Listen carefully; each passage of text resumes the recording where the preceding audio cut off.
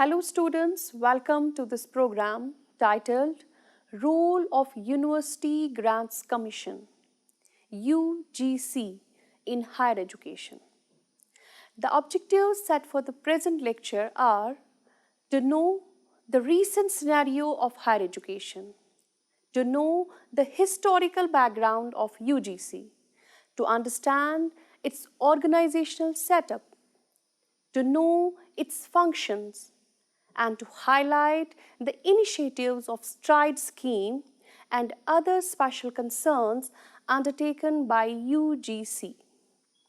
Let's begin with the scenario of higher education in India. Since the ancient times to the modern India, the higher education system has always been remarkable and occupied a place of prominence in Indian history. Ancient India owned world's oldest universities like Takshila, Nalanda, Vikramshila, etc.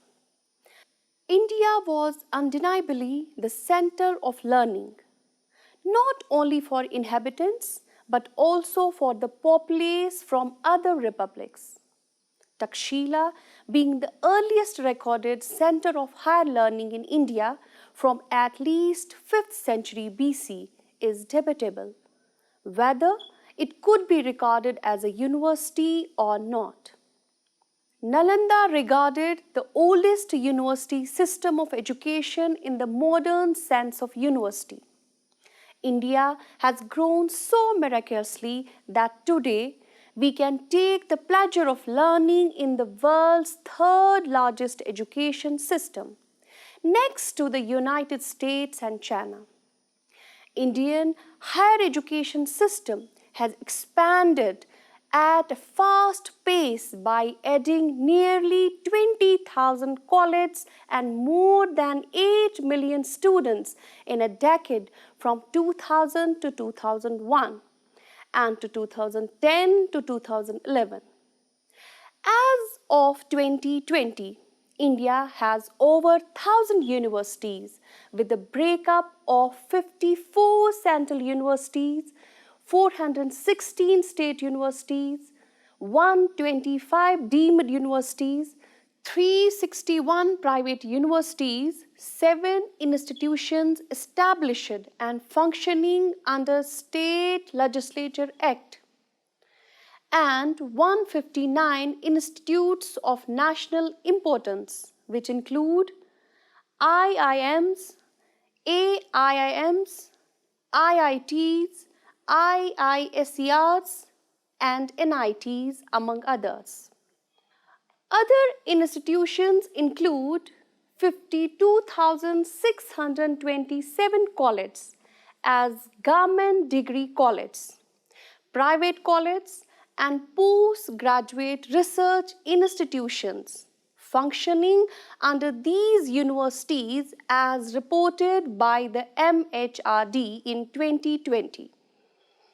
Colleges may be autonomous, that is, empowered to examine their own degrees up to PhD level in some cases, or non-autonomous, in which case their examinations are under the supervision of the university to which they are affiliated. In either case, however, degrees are awarded in the name of the university rather than the college. The emphasis in the tertiary level of education lies on science and technology, and Indian educational institutions by 2004 consisted of a large number of technology institutes. Distance learning and open education is also a feature of the Indian higher education system and is looked after by the Distance Education Council. Indira Gandhi National Open University is the largest university in the world by number of students, having approximately 3.5 million students across the globe. The emphasis in the tertiary level of education lies on science and technology, and Indian educational institutions by 2004 consisted of many technology institutes. Some institutions of India, such as the Indian Institute of Technology, Birla Institute of Technology and Science, National Institutes of Technology, Indian Institute of Science, Indian Institute of Science, Education and Research, Indian Institute of Management, University of Delhi, University of Calcutta, University of Madras, Jawaharlal Nehru University have been globally acclaimed for their standard of education.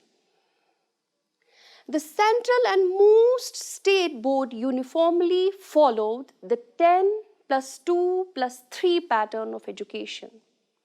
In this pattern, study of 12 years is done in schools or in college, and then 3 years of graduation for a bachelor degree. The first 10 years is further subdivided into 5 years of primary education, 3 years of upper primary, followed by 2 years of high school. This pattern originated from the recommendations of the Education Commission of 1964 to 66. The main governing body at the higher level is the University Grants Commission, enforcing its standards, advising the government, and coordinate between the center and the state.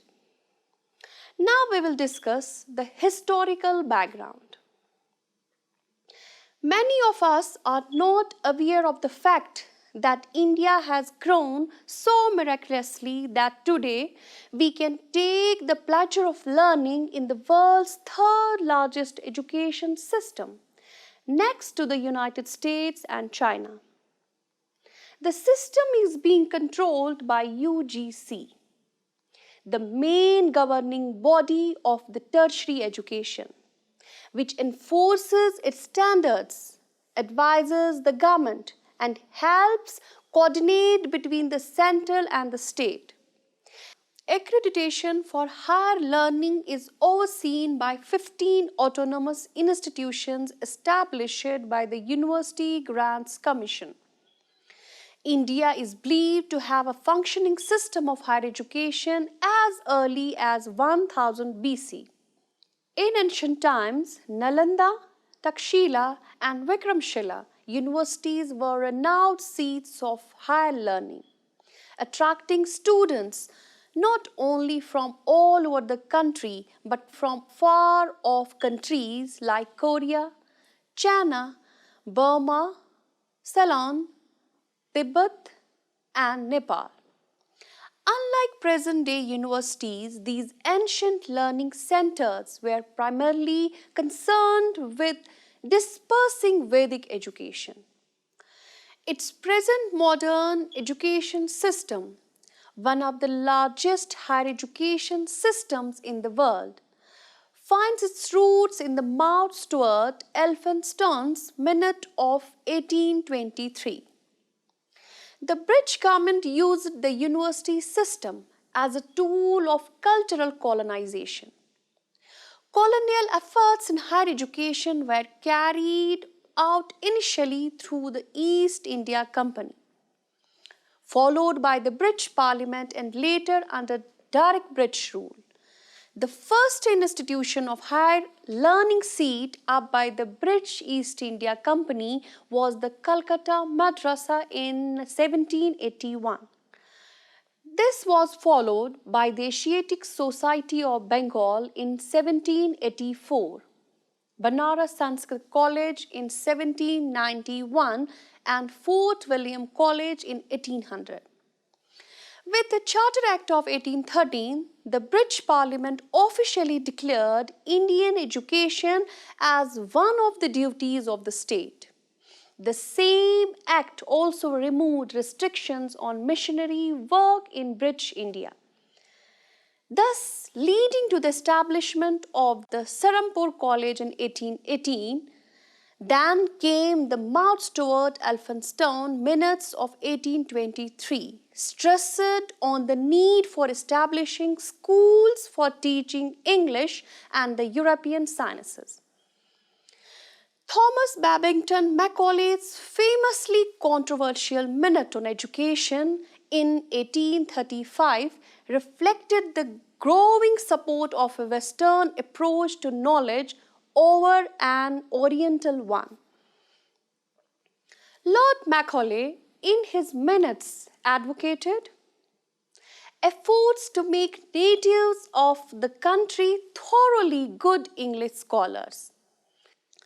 Later, Sir Charles Wood's dispatch of 1854, famously known as Magna Carta of English Education in India, recommended creating a popularly articulated scheme of education from the primary school to university.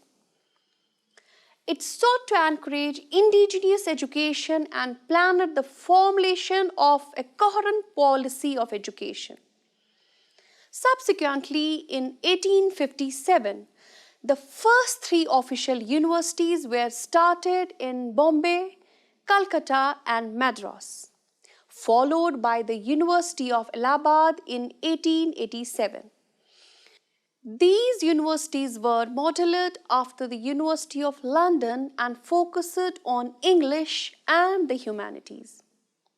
The Inter-University Board, later known as the Association of Indian Universities, was established in 1925 to promote university activities by sharing information and cooperation in the field of education, culture, sports and allied areas.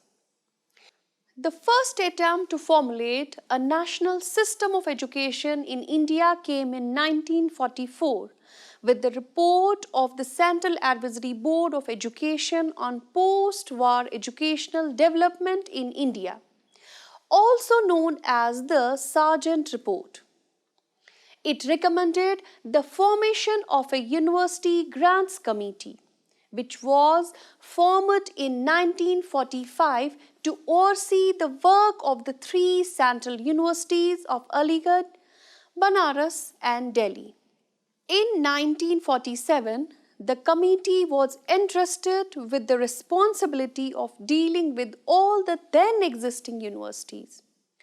The system witnessed to be grown higher in the post-independence period.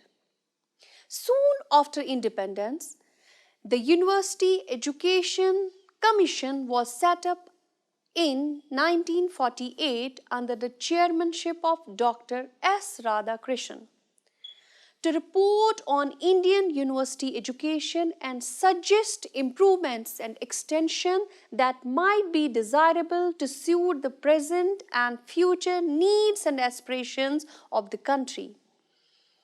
It recommended that the University Grants Committee be reconstituted on the general model of the University Grants Commission of the United Kingdom, with a full-time chairman and other members to be appointed from among educationists of repute.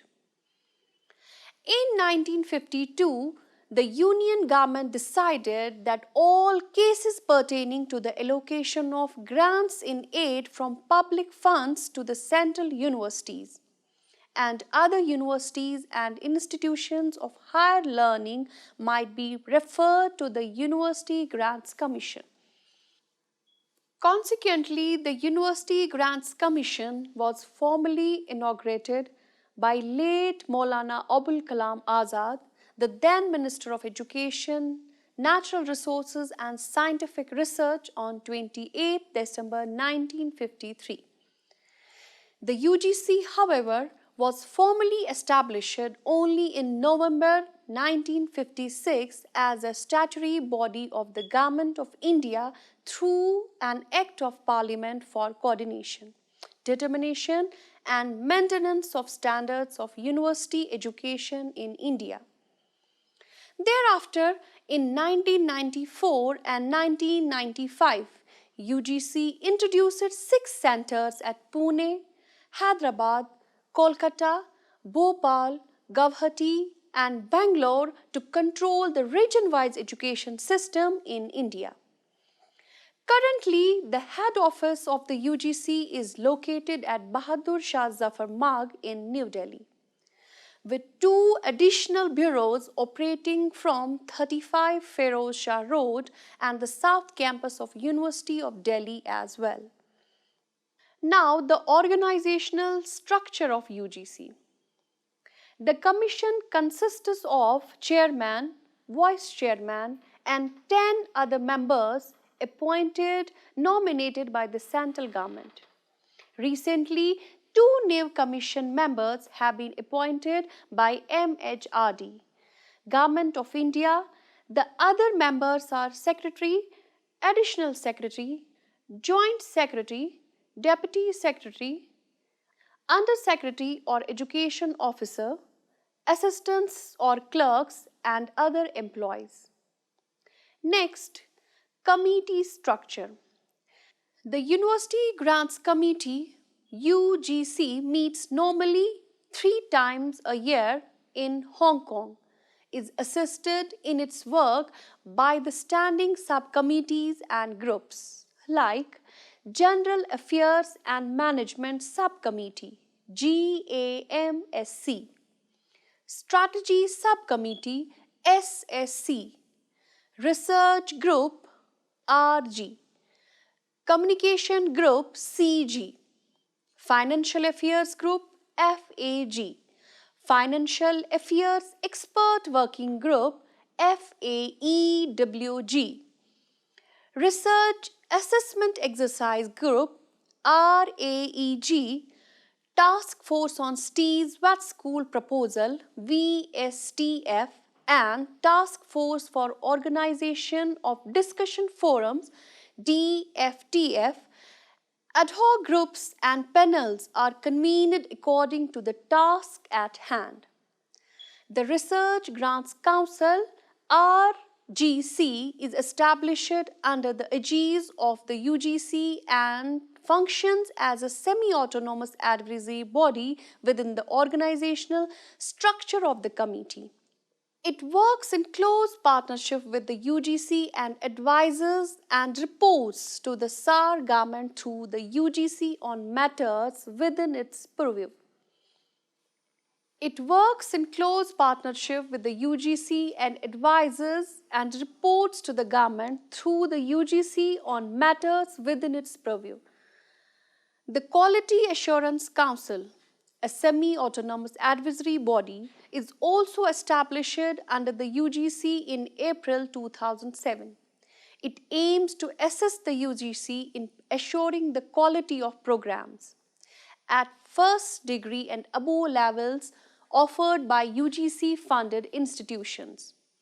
The UGC, its councils, subcommittees, and various groups are served by a secretariat, which is a branch of the government staffed mainly by civil servants. The secretariat is headed by the Secretary General, UGC, who is responsible for monies controlled by UGC. Accreditation for higher learning over universities under the aegis of University Grants Commission is overseen by 15 autonomous statutory institutions. All India Council for Technical Education AICTE, Indian Council of Agriculture Research ICAR, Bar Council of India BCI, National Council for Teacher Education NCTE, Rehabilitation Council of India RCI, Medical Council of India MCI, Pharmacy Council of India PCI, Indian Nursing Council INC, Dental Council of India DCI, Central Council of Homeopathy CCH, Central Council of Indian Medicine CCIM, the Veterinary Council of India VCI, National Council for Rural Institutes NCRI, State Council of Higher Education SCHE, Council of Architecture COA. Now we will discuss the roles and functions of UGC. The main aim and role of UGC in higher education is that it has the unique distinction of being the only grant-giving agency and to coordinate, determine and maintain the ethics in institutions of higher learning in the country. The Commission upholds the interpretation among the university, government and the community. UGC has also set some standards for the universities for being UGC approved universities. With the growth of higher education in India, many top, medium and small universities are being established day by day. Among these universities, there are many universities that are fake and not fit as per the UGC standards. Therefore, the University Grants Commission has released the list of fake universities in India to help the students to recognize these rejected universities. Next, the UGC's other powers and aims.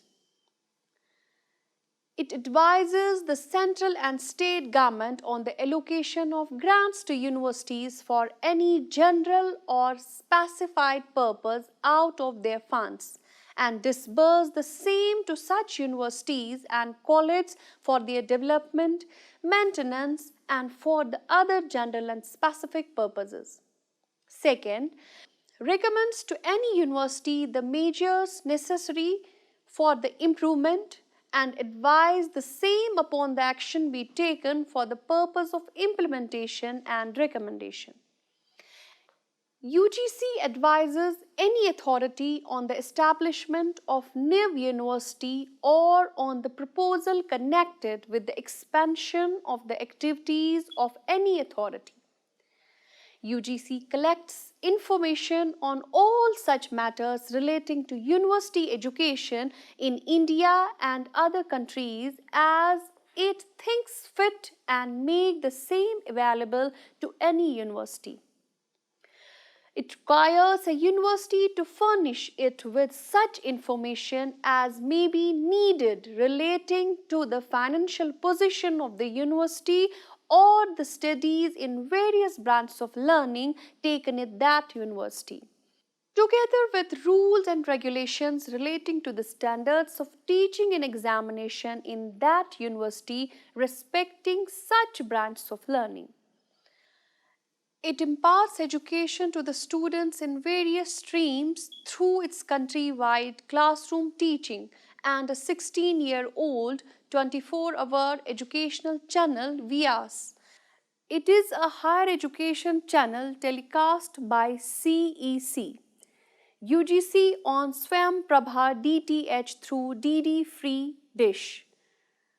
It conducts National Eligibility Test NET through its National Educational Testing Bureau in a bid to determine eligibility for lecturership. It also awards Junior Research Fellowship JRF, which has been set as the minimum standards for Indian nationals to enter teaching profession and research.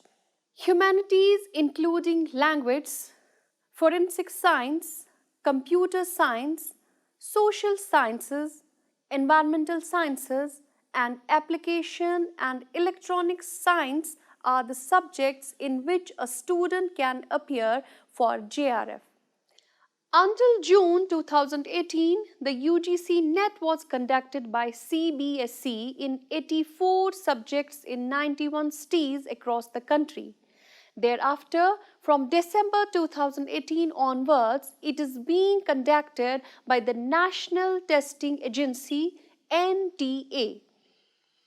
The University Grants Commission has an e-scripting course in television for all those students who want to make a career in broadcast media.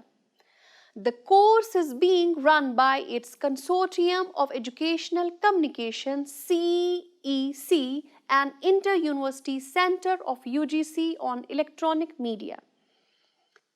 It performs such other functions as may be prescribed or as may be deemed necessary by the Commission for Advancing the Cause of Higher Education in India or as may be incidental or conducive to the discharge of functions. Next, we will discuss some special concerns of the organization. First, Teacher Education Committee. A panel on teacher education has been set up by UGC to analyze measures to be taken for the improvement of the standards of teaching and research in education in universities, departments of education and colleges of education. The committee consists of 7 members for 2 years duration. It recommends proposals for promotion and support of studies or research which may draw special attention in relation to the educational and developmental needs of the country and the community. It provides awareness of new innovations and research in teacher education. The National Fellowship and Teacher Fellowship are granted for encouraging research and teaching work. UGC provides travel grants to the university lecturers for attending international conferences and seminars. Visiting professors are appointed from among the university professors for interchange programs and delivering lectures. Residential facilities for university and college teachers are also provided. Research associates are appointed for postdoctoral work. The panel has suggested that the resources available to the Department of Education should be extended to the community with special reference to surveys which may serve as a basis for determining the learning needs of the community. Preparation of the curriculum and teaching learning material in functional literacy. Organization of training for various categories of functionaries and mid-term appraisal. The Department of Education could also work with the secondary and elementary schools in the neighborhood and help them to improve their standards. Besides, number of areas may be taken up by the department which has the necessary infrastructure and expertise in. First, discovery and cultivation of talent. Orientation of teachers in new techniques of education, environmental and population education, and management training. A subcommittee of the panel has also prepared a report on norms and standards for teacher training colleges. They have also recommended the development of education as a discipline and the interdisciplinary approach in education. As a result, the teachers and scholars of other disciplines will be teaching in teacher education institutions without postgraduate degree in education. Second, postgraduate courses in subjects other than education will have electives in education and vice versa. Postgraduate interdisciplinary seminars will be held on an instructional basis. Faculties and boards of studies in education and in the social sciences department will have representatives from each other, and PhD students will have joint supervisors from different disciplines. Now, research areas. UGC is given substantial grants to university teachers for conducting their own researches. In 1953 to 54, Ministry of Education initiated a scheme providing grants to teachers, colleges and departments of education in the universities in order to enable them to carry out research on educational problems selected by them and approved by the central ministry. The main purpose of the scheme is to provide facilities for research, which in many instances have been held up owing to dearth of funds. It's to be carried on by the staff of the training colleges, assisted by some research fellows assigned to them and some financial facilities. Now, STRIDE, Scheme for Transdisciplinary Research for India's Developing Economy. STRIDE is an initiative that supports research projects that are nationally important, socially relevant and local need based, as well as significant on a global scale. Other features of STRIDE are: it is a guide to student induction program which is prepared by the University Grants Commission. This program is meant for NIV students to feel comfortable in the NIV environment, and the induction programs are held before classes commence. The objectives of the scheme are helping new students adjust and making them feel comfortable in the NIV environment, inculcating the ethos and culture of the particular institution, helping them bond with fellow students and faculty members, providing them with an exposure to a sense of larger purpose and self-exploration. Now, Diksharam, a guide to student induction program. In July 2019, Ministry of Human Resource and Development brought a Diksharam, which is a guide for students who are recently admitted into institutions. The objectives of Diksharam are to provide comfort to NIV students in NIV environment, to inculcate in students the ethos and culture of the UGC institution, to assist them with building bonds with other UGC students and faculty members, to expose them to a sense of larger purpose and self-exploration, to empower the aspirant learners to face the competitive world with confidence, to open new horizons of life leading to character building based on universal human values such as truth, righteous conduct, love, non-violence, peace, and assist in developing self-awareness, compassion, and oneness. Now, Center for Advanced Studies, CASE. For the improvement of standards of teaching and research in India, UGC has set up CASE in different branches of knowledge.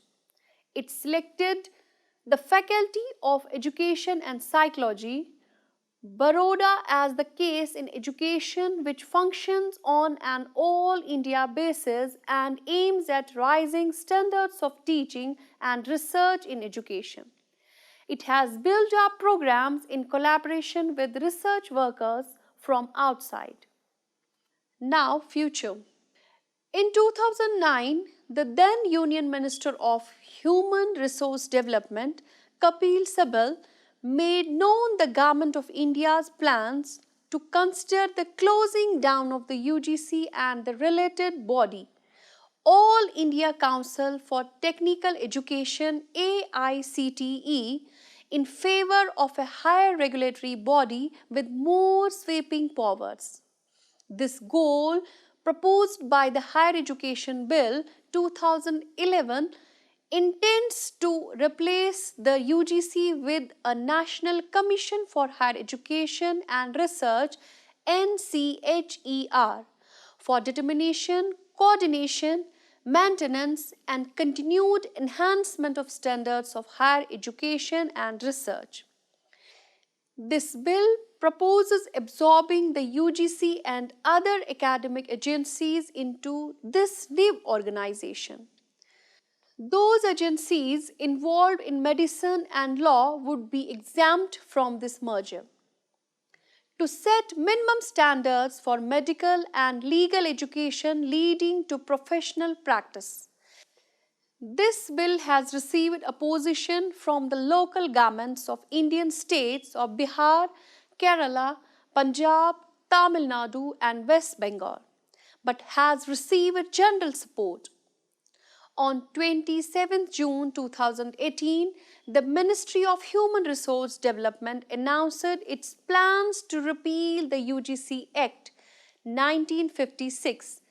A bill was expected to be introduced in 2018 monsoon session of the Parliament, which if passed would have led to the dissolution of the UGC.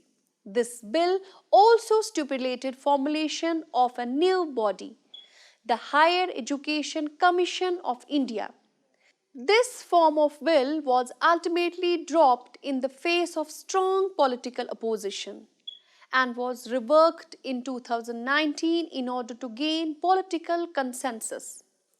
As of mid-2020, the UGC continues to remain in existence.